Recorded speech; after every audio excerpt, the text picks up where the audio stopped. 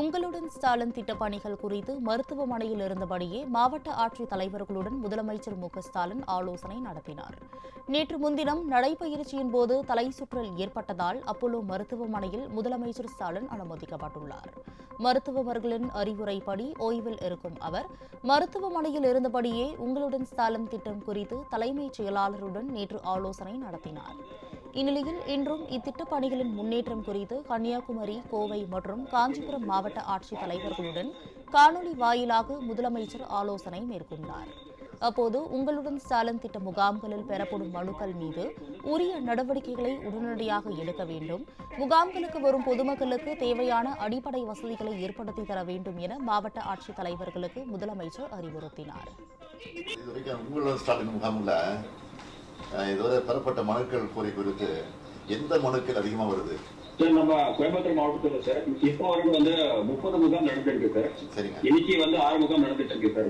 மகளிர் உரிமை தொகையை கேட்டு வந்திருக்கு சார். சரி. அது இல்லாம ஒரு 5,000 மனுகள் பட்டா மாற்றுதல் கேட்டு வந்திருக்கு சார். பாக்கி எல்லாமே இந்த மாநகராட்சி மற்றும் நகராட்சி இதுல சொத்து வரியில பெயர் மாற்றம், குடிநீர்ல பெயர் மாற்றம், புதிய மீன் இணைப்பு, அதுக்குண்டான மனுகள் வந்திருக்கு சார். பொறுத்த வரைக்கும் அந்த டேஷ்போர்ட் உங்களுக்கு பதிவாகுதுல, அந்த மனுக்கு எங்க அதிகமா பதிவாகுதோ அந்த இடத்துக்கு யாராவது ஆட்கள் அனுப்பிச்சு இமீடியட்டா அதை சீக்கிரம் பண்றதுக்கு ஏற்பாடு பண்ணிருக்கீங்களா? மேலும் முகாமில் மனுக்கள் அளித்த பயனாளிகளிடமும் முதலமைச்சர் கலந்துரையாடினார். அப்போது தங்களது மனுக்கள் மீது உடனடி நடவடிக்கை எடுக்கப்பட்டதற்காக பயனாளிகள் நன்றி தெரிவித்துக் கொண்டனர். இந்த கேம்ப் நடக்கிறது எப்படி உங்களுக்கு தெரிஞ்சது? எப்படி நீங்க வந்தீங்க?